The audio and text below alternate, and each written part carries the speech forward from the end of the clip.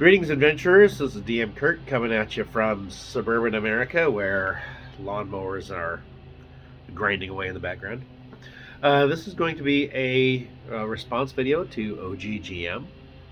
He asked, would the Monstrous Compendium from second edition, the three-ring bound monster manual, where you could kind of pull whatever pages you wanted out, reorganize however you wanted, would that idea still have wheels in modern day? I absolutely think it would. I had a young 5th edition only DM, teenager type, over my shoulder hear about the Monstrous Compendium and say, hey, that sounds like a great idea. And I think a lot of other new players would, or new DMs would also enjoy that. Now, I enjoy the use of binders in my D&D organizing, my campaigning. I'll give you some examples. Okay, so first we have a module that I printed via PDF. It is N1, first edition, Against the Cult of the Reptile God. Printed it out. I should print out some character sheets. So we have our NPCs here, and then we have our maps that we can pull out. We have the adventure itself, and I don't have the monsters in here. They're kind of like included in the descriptions of the monsters are their stats, so I don't really need pages of the monster manual in here. But first edition and second edition monster manuals are available on PDF, so you can hit print. You could use a 3-hole punch and punch them and put them in a little binder. I like doing this. I think the only problem is if you're going to print out a PDF, try not to print the pages that are all dark, because you're going to go through your ink really quickly. It's also handy if you put something other than just the label that comes with it. Put something on the spine, so when you're pulling it out of a bookshelf, it's easier. For example, we have College of Wizardry.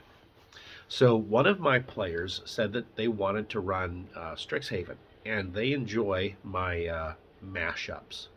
So I am going to take some of the Strixhaven ideas, which is School of Magic, and I'm going to take second edition's College of Wizardry, and I'm going to mix and match as needed, and I may or may not throw a little Harry Potter in there, because Harry Potter movies were pretty popular in our household. Here we have another campaign, Desert Heat, which most of it's in here. It's not printed out, but we have sheet protectors with whatever pages we want. Slide them in or out. We have a map of a section of Athos. Now this campaign is one where I was going to mash up, use a little bit of Athos, Dark Sun, little bit of the Afghanistan war. I've been looking up facts about some other desert countries. I'm going to use a little bit of Dune. Dune was going to be a kind of major inspiration. Of course, you're going to have Dune. You're going to have giant worms. Someone's going to find tremors to be kind of their thing. They're going to try to turn it into that, I'm sure. Faction play in a sandbox was going to be kind of my goal. And I took some of the encounter charts from Twilight 2000.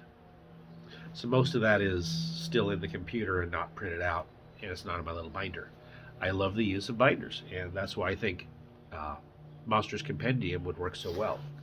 Now, from the old days, I used to photocopy pages out of the old books, because this was pre-internet. We didn't have, PDFs. They didn't exist. So if you wanted to do a binder type setup, you'd have to take a bound book, put it face down on a photocopier, and beat the heck out of the spine doing it. But you could do something like a Monstrous Compendium, like I have here, some 5e stuff, where they're photocopied and they're put into sheet protectors, and I can mix and match however I want. Hobgoblin Captain, Fire Newt, etc. So I'm kind of doing my own Monstrous Compendium that way with the use of a photocopier because I don't have PDFs of 5E's Monster Manual. I don't know if you can even get them because I don't think Wizards is releasing that exactly. But anywho, yeah, I think that the idea of the second edition Monstrous Compendium would sell. I know I would use it. Um, I realize I may be in the minority here because everybody's moving to D&D Beyond. They're moving to use of tablets. They're moving to just online play. But if you're still working in the analog world, putting the tabletop back into tabletop gaming, then something like the Monstrous Compendium would be awesome. And I think that's something that 5e should have done. And as 6e looms around the corner, maybe they should consider it. Anyway, that's just me, DM Kurt.